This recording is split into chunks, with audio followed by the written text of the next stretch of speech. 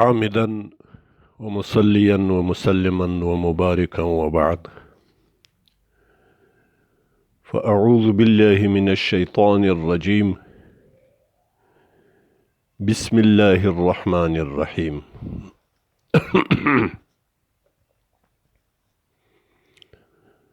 قال النبي صلى الله عليه وسلم: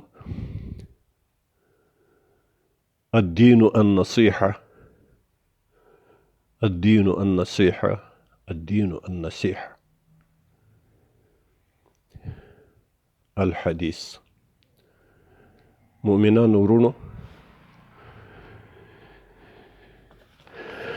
دا نن سبا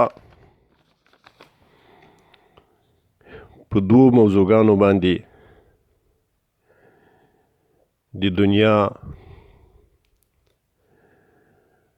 خودغرضه او ظلم پیشه انسانان، خواهش پرسته انسانان ډیر تمرکز کوي. په مسلمانانو باندې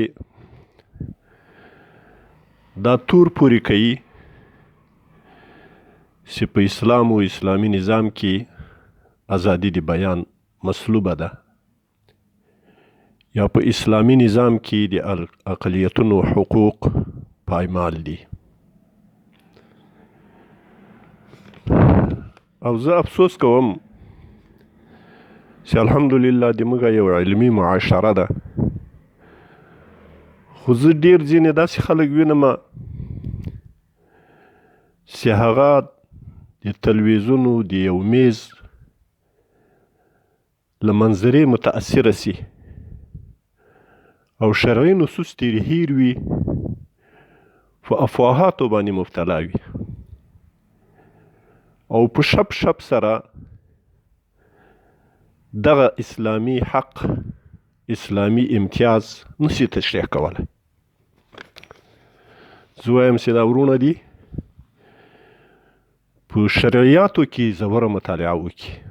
له اخباري زه ډېر دغه وایم چې له اخباري او له رسالوي دینه چې دی راپورت را صرف نظر سي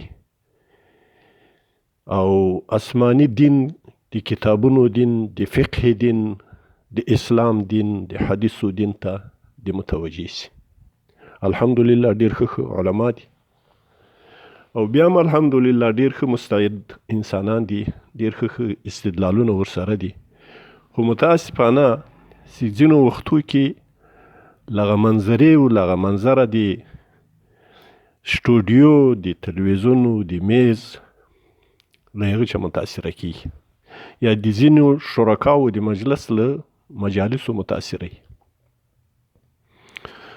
دا دوه موضوعګانې دي ورونو، زه په خلاصه ور باندې تشریح کول غواړم. د خپل ناقص او ناچیز علم په بنیاد باندې علما کرام باید تتبع وکړي. اول دوی وایي چې د اقلیتونو حقوق په اسلام کې نسته یا پایمال شوي دي. په یو اسلامی نظام کې که چیرته یو اسلامی نظام قایمیږي، د اقلیتونو حقوق به تر پښو لاندې کیږي. او زه په دعوه سره وایم چې اسلام کوم حقوق اقلیتونو غیر اسلامی مذهبونو ته ورکړي دي، هغه کوم هیڅ بل قانون او بل هیڅ دین نه دی ورکړي. تر دې حده پورې چې په بخاري کې یو صحیح حدیث ته، د بخاري احادیث ټول صحیح دي. عبدالله بن عمر رضی الله تعالی عنه دا حدیث را نقل کوي، فرمایي چې رسول الله صلی الله علیه وسلم فرمایل: من قتل نفسا معاهدا لم يرح رائحة الجنة وإن ريحها ليوجد من مسيرة 40 عاما. رواه بخاري. رسول الله صلی الله علیه وسلم فرمایل: که څوک یو معاهد ذمی نفس معاهد نفس چې له هغه سره فیصله ده هغه د دې وطن متوطن ده، په دې وطن کې اوسیږي یا په دې وطن کې په امن او په ویزا باندې راغلی، خو محارب کافر نه ده، یعنی په حرب سره نه ده راغلی، د حرب دپاره او د جنگ دپاره نه ده، بلکې دلته یا د تجارت دپاره ده یا د سیاحت دپاره ده یا د دائمي اوسېدلو دپاره ده. نو دا ټول په دې حکم کې دي که چا دا قتل کو نو دا انسان، دا قاتل مسلمان، دا لمونځګزار، دا روزهدار، دا حاجی، دا مسلمان، دا د اسلامی نظام عضوه، دا د اسلامی دولت عضوه که بالفرض هغه یي نو دا به بوی د جنت تر سپنګو نه کي. اگر که د جنت بوی د 40 کلونو د آخرت د کلونو په فاصله او په مسافه باندې تر لرې لرې پورې لګیږي، خو دغه دومره لرې مسافه کې به هم د جنت بوی د تر سپوږمو نه سي. یعنی په قطعي دلیل باندې ثابته سوه چې دا انسان د خپلې جزا او د خپلې ګناه د توغ دپاره به یارې دی جهنم کې ځي، جهنم ته ځي او بیا به وروسته دی جنت ته راځي که مسلمان تیر سوی.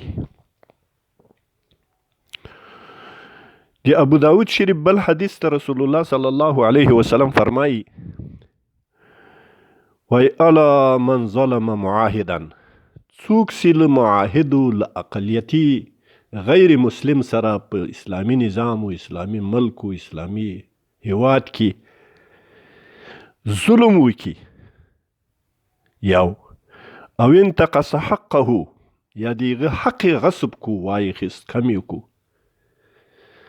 مالی حق، تنخواهی، بل حق لحقوقه، او کلفه فوق طاقته یا غد خپل وس لاندازې په زیات کار کولو په زیات څه کولو باندې مکلف کوي.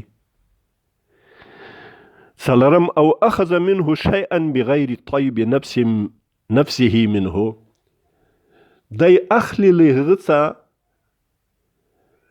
بیل رضامندی دی ده او بیل خوخی دی ده څه شی تیر اخلی، مال تیر اخلی، جامه تیر اخلی، باغ تیر اخلی، مځکه تیر غصب کوي. د دې کسانو، د دې ظالمانو، د دې متعدیانو، د دې متجاوزینو سزا په اسلام او اسلامی نظام کې څه ده؟ د اسلامی نظام سرلاری، د اسلامی نظام اول مؤسس حضرت محمد مصطفی صلی الله علیه وسلم فرمائی فانا حجیجه یوم القیامه، زه به د دې مستأمن یا به زه د دې معاهد وکیل مدافع یم په ورځ د قیامت باندې. د خدای په حضور کې به د خپل امتی په مقابله کې زه د خدای په حضور کې له دې سره دعوه شروم چې یا الله دغه د ما امتی، د ما د دغه دعوت د امتی په مقابله کې دغه ظلم کړی. ټول انسانان د رسول الله صلی الله علیه وسلم امتیان دي، خو مؤمنان امت د اجابت دي او غیر مؤمنان و غیر مسلم امت دعوت دي په مقام د دعوت کې پاته دي. لا خو چې کله معاهده د مسلمانانو له هغو سره سوي نو رسول الله صلی الله علیه وسلم فرمایی په بل حدیث مفهوم و مضمون ده چې د دغو وینې لکه وینې د موږ دماؤهم که دماؤنا و انفسهم که انفسنا دماؤهم که دمائنا و اموالهم که اموالنا او کما قال، د دوی د سر و مال او د وینو د عرض و د عزت او د مسلمان د سر و مال او د وینې د عزت هیڅ فرق نسته، دا یو رقم دی. نو هغه رسول الله صلی الله علیه وسلم به د خپل امتی په مقابله کې د الله په حضور کې وکیل مدافع د دغه معاهدي وای په انا حجیجه یوم القیامه، زه به دلایل الله ته پیښوم چې یا ربه دغه د ما امتي د دې سړي په حق کې ظلم کړی، د دې حق کم کړی ده، د دې حق په دې کس باندې فوق طاقت تکلیف اچولی ده، له ده څخه یې د ده د رضا بغیر څه شی اخیستی دي، که هره معامله یي که هره دعوه یي په هغه کې به رسول الله صلی الله علیه وسلم وکیل مدافعي. نو چې د هغو سر لکه د مسلمان سر داسې دا د هغو د ځان حفاظت او د نفس حفاظت لکه د مسلمان حفاظت داسې ده، او وینه یې لکه د مسلمان وینه داسې ده، عزت یې لکه د مسلمان عزت داسې ده، مال یې لکه د مسلمان عزت دغسې محترم ده، دغسې محفوظ ده. د مسلمانانو د اسلامي نظام د متولیانو ذمواري جوړیږي چې د هغو د مال، د عرض، د ناموس، د عزت او د ابرو حفاظت به کوي. د هغو په مقابل کې هغه په مالیاتو ورکولو، په جزیو ورکولو، په محصولاتو ورکولو باندې مکلف دي. هغه به هغه مکلفیتونه ادا کوي، او د هغو د سر او د مال او د عرض او د عزت حفاظت دا مکلفیت د اسلامي نظام د متولیانو ده.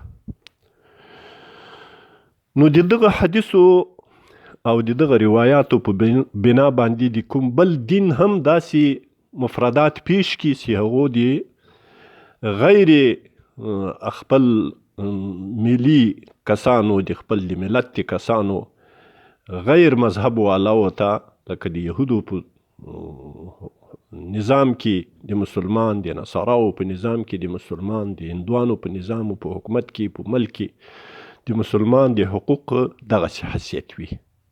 که څه هم دعوی د دیموکراسي کوي، دعوی د حقوق بشر کوي، دعوی د محافظینو د پالونکو د حقوقو د بشر کوي، خو دوی د داسې مفردات پیش کړي چې دوی په خپلو قوانینو کې، په خپلو معتقداتو کې داسې نصوص لري. داسې څوک یې رعایت نه کوي، دا نقصان د هغو ده، د اسلامي نظام نقصان نه ده. الحمدلله چې اسلامي نظام ده، دا به دا حقوق ټول احیا کیږي، دا به ټول ژوندي کیږي. نو د معاهد او د اقلیتونو دغه مقام ده او دغه د حفاظت درجه ده په اسلامي نظام کې. او دومه خبره، دوی د ازادي د بیان کوي چې په اسلامي نظام کې د ازادي د بیان حق سلب سوی ده. ورونو، دا دوه خبرې دي. یو د بیان له ازادي ده چې یو انسان له ځانه چا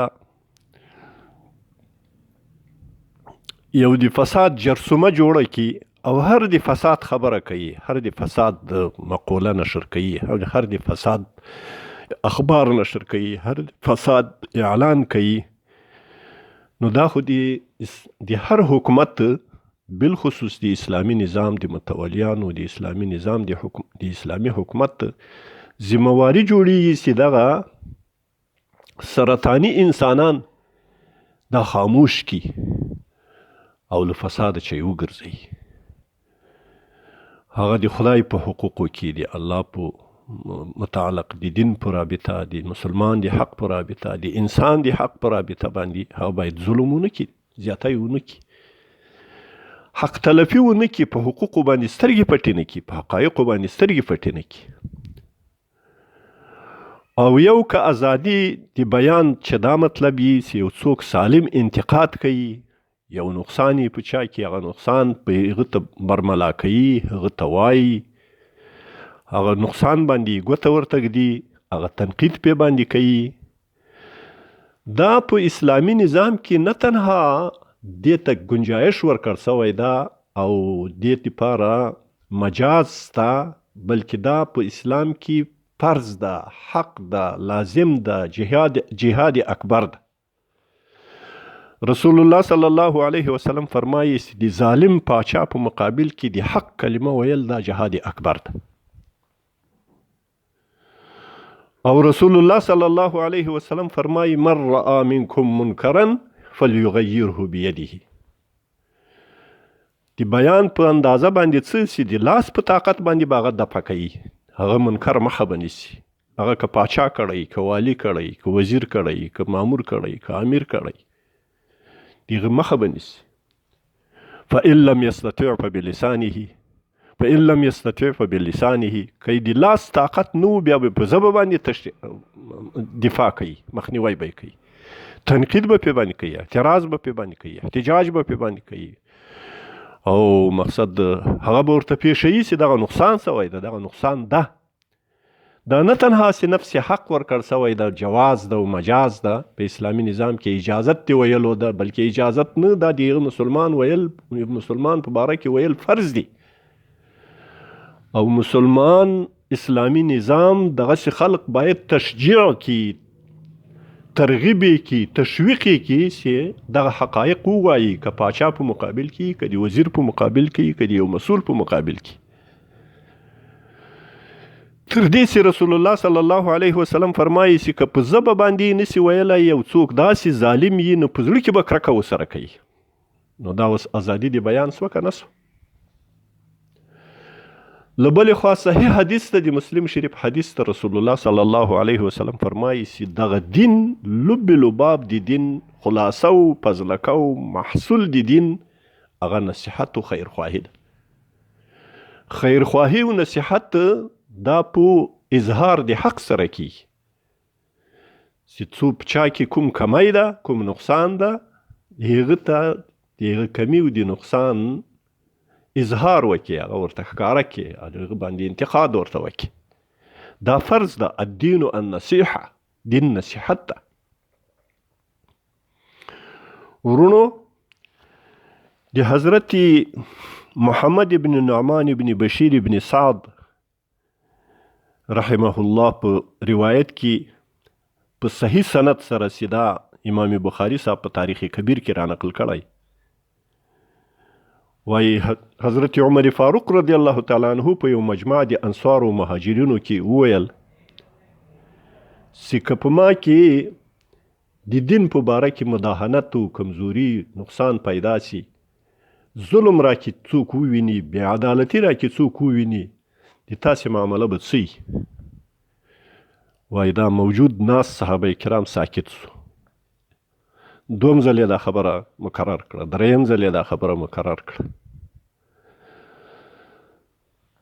بشیر ابن سعد رحمت الله رضی الله تعالی عنه دا د دغه روایت کوم روایت دا امام بخاری صاحب را نقل کړی ده، دا د هغه راوي جد ده چې کوم روایت باندې امام بخاری صاحب حواله کړې ده چې محمد ابن نعمان د هغه جد ده. هغه جد یې ورته ویلي چې زه په هغه مجلس کې پورته سوم او حضرت عمر فاروق رضی الله تعالی عنه ته مې وویل جد یې څوک و؟ بشیر ابن سعد. بشیر ابن سعد ورته پورته سوی ده په مجلس کې، ورته وایي عمره، که د دین او د اسلام مخالفت وکړي، ظلم وکړي، عدالت ونه کړي، نو په دې توره باندې به دې سموم، او په دې توره باندې به دې داسې سموم لکه غیڅه چې څوک په نښه باندې سموي، داسې به دې برابروم. نو حضرت عمر فاروق رضی الله تعالی عنه ډیر خوشحاله کیږي او ورته فرمایي چې وانتم اذن انتم، که په تاسې کې دا همت ستا نو بیا تاسې یاست. دا هغه تشویق ده او ترغیب ده چې د امیر المؤمنین له طرفه چا خپل رعایت ته ورکړل کیږي.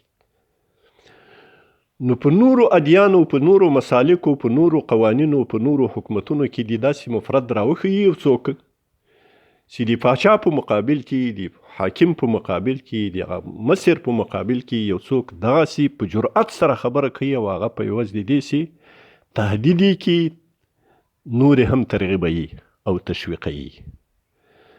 دغه ازادي د بیان نه ده، نو څه ده؟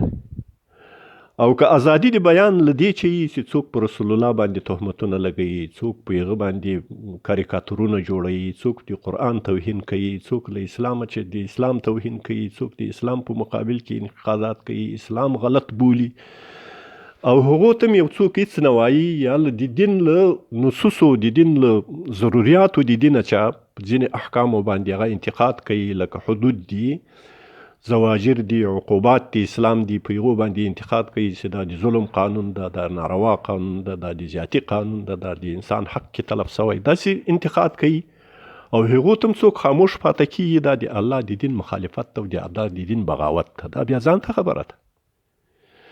د دنیا نظامونه یې د هغه مؤسسینو د ملک په خلاف باندې چې څوک خوله خلاصوي، یو لوی جرم، قانوني جرم بولي، په اساسي قانون کې ورته درج کړي چې چا د هغه مخالفت وکړو یا د هغه توهین یې وکړو او به دومره سزا وایي. نو د اسلام په قانون کې چې د الله توهین څوک کوي، د رسول الله توهین څوک کوي، د قرآن عظیم شان توهین څوک کوي، د دې لپاره به خامخا جزا وي. دا له دایرې د ازادي د بیان چې وتلې خبره ده، دا ځان ته خبره ده. یو ازادي د بیان په دغه حد کې ده چې په هغې کې اصلاح د رعایت راځي، په هغې کې اصلاح د امیر راځي، اصلاح د مسؤل راځي. دا فریضه ده په اسلام کې. نو د ما له دې ورونو چې خواهش دا ده چې هغه په دې محافلو په مجالسو کې داسې شپ شپ نه کوي او په واضح نصوص وپلټي، احادیث وپلټي، آیاتونه وپلټي، فقهي جزئیات وپلټي، د امامانو اقوال وپلټي. د موږ یو بهترین دین ده، یو بهترین مذهب ده. د هغو لوریه په یو حکمت سره د هغو تقاضا وکړي. ما د یو عالمه چې واورېدل د ښځې د حقوقو په باره کې ویل، نو مخته دغه آیات را مخته کاوه چې للرجال الرجال قوامون علی النساء، یا رجال درجه ده په داسې ده، د خدای تعالی کلام ده، د خدای آیات ده، په خپل ځای کې به ویل کیږي، په خپل مقام کې به ویل کیږي. ته د ښځو حقوق بیانوې او وایې الرجال قوامون علی النساء. دا یو حماقت ده، یو بیاکلتوب ده. او د دین تحلیل، د دین دعوت، د دین تبلیغ دا په یو حکمت باندې کیږي، د حکمت په تقاضا باندې کیږي. الله تبارک وتعالی فرمایي چې ادعو الى سبیل ربک بالحکمه والموعظة الحسنه وجادلهم بالتي هي احسن.